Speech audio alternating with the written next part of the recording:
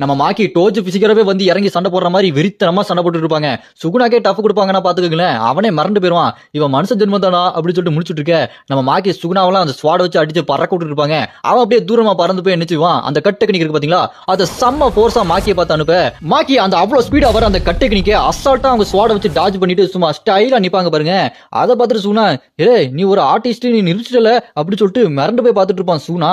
அப்படி அங்க கட் பண்ணா இந்த பக்கம் உராமையாவும் கிஞ்சியக்காரையும் சண்டை போட்டு இருப்பாங்க பாத்தீங்களா. அங்க கிஞ்சியக்காரி அந்த உராமையை பார்த்துட்டு, நான் முதல்ல சுகுனா பெரிய இவன் நினைச்சேன், இப்ப அவனோட கஸ்ட் பவர் எல்லாம் கொஞ்சம் கொஞ்சமா குறைஞ்சிட்டு இருக்க மாதிரி தெரியுது, அவனை ஈஸியா போட்டுலாம் போல அப்படி சொல்லிட்டு பேசிட்டு இருக்க.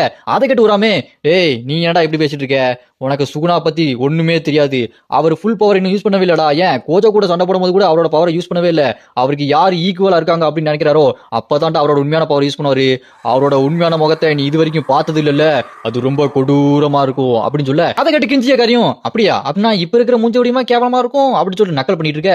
அப்படி அங்க கட் பண்ணா இந்த பக்கம் நம்ம மாக்கிக்கும் சுகுனாக்கும் பயங்கரமா சண்டை நடக்கும் பாருங்க. சும்மா வெறித்தனமா போகும், கார்லாம் தூக்கி அடிப்பாங்க, கார் எல்லாத்தையுமே அப்படி டாச் பண்ணிட்டு போவாங்க.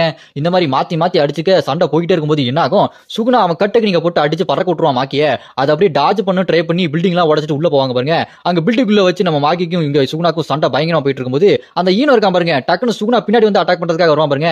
அதை பார்த்துட்டு சுகுனா, நீ யாரா ஜோக்கர் திடீர்னு உள்ள வர அப்படின்னு சொல்லிட்டு அங்க ஈனோவை அடிச்சு பறக்க விட்டுருவான். இவனுக்கு ஒரு வேலை இல்ல, வருவான் அடி வாங்குவான் பறந்து போயிருவான் அப்படின்னு சொல்லிட்டு பார்த்தா திடீர்னு அந்த டாப் ஃப்ளோர்ல அச்சியா இருக்காப்ல, அவர் டக்குன்னு கீழே இருக்க சுகுனாவை அட்டாக் பண்ணுவார் பாருங்க, அந்த ஃப்ளோர் எல்லாம் உடச்சிட்டு வந்து. அதை பார்த்துட்டு சுகுனா, இவன் யாரா அந்த ஈனோவை தான் இப்ப பறக்க விட்டான், இவன் வேற ஒருத்தன் தொலை பண்ணிட்டு இருக்கா அப்படின்னு சொல்லிட்டு அசால்ட்டா தூக்கி செவுத்தோட அடிச்சுட்டுருவாப்ல. அங்க அச்சு அடி வாங்கி கீழே உட்காந்துட்டு பாருங்க, என்னடா இப்படி ஆக்கி விட்டானே நீ அப்படின்னு சொல்லிட்டு முடிச்சுட்டு இருப்பாப்ல. அப்புறமா இங்க சுகுனா மாக்கியை பார்த்துட்டு, நான் மாக்கி கூட தான் சண்டை போடணும், என்னமா இருக்கா இவ்வளவு மாதிரி ஒருத்தி நான் பார்த்ததே இல்ல, இந்த அளவுக்கு சக்தி இருக்குதா விட்ட, இவ ஒரு மந்திரவாதி கூட கிடையாது அப்படின்னு சொல்லிட்டு ரொம்ப இன்ட்ரெஸ்ட் ஆயிருவான் சுகுனா. இங்க மாக்கியோட மூஞ்ச பிடிச்சி அது பில்டிங் எல்லாம் உடச்சு தூக்கி வீசுறான் பாருங்க.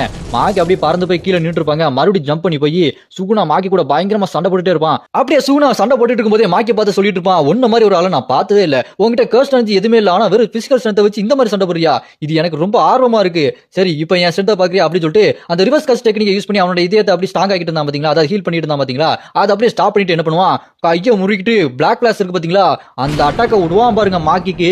அடிச்சு அடியில மாக்கி அவ்வளவுதான் பறந்து போய் விழுந்துருவா மாக்கி. இந்த பிளாக் கிளாஸ் பவர் எந்த அளவுக்கு பவர்ஃபுல்லா இருக்கும் அதை மாக்கி கிட்ட யூஸ் பண்ணிருக்கான். மாக்கிக்கு தான் கர்ஸ்ட் எனர்ஜி எதுவுமே இல்லையே, அந்த அடி வாங்கினதுல அவ்வளவுதான் அவன் பறந்து போய் விழுந்துருவாளா. இங்க அப்படியே சுகுனா தனியா நின்று இருப்பான், மேல பார்த்தா அச்சை மட்டும் தான் தனியா நிப்பானா, அடுத்து என் கூட தான் சண்டை போடணுமா, இவங்க கூட எப்படா தனியா சண்டை போறது அப்படி சொல்லிட்டு அச்சா நின்று பாருங்க. இதோட இந்த எபிசோட் இங்க முடியுது. மாக்கிக்கு என்ன அச்சு அந்த பிளாக் கிளாஸ் அட்டாக்ல மாக்கியோட கதை முடிஞ்சுதா, இங்க அச்சா தனியா நிக்கிறாரு, இவர் சமாளிச்சுறாரு சுகுனா, என்ன நடக்க போகுது அப்படின்றத நம்ம அடுத்தடுத்த எபிசோட்ல பார்க்கலாம்.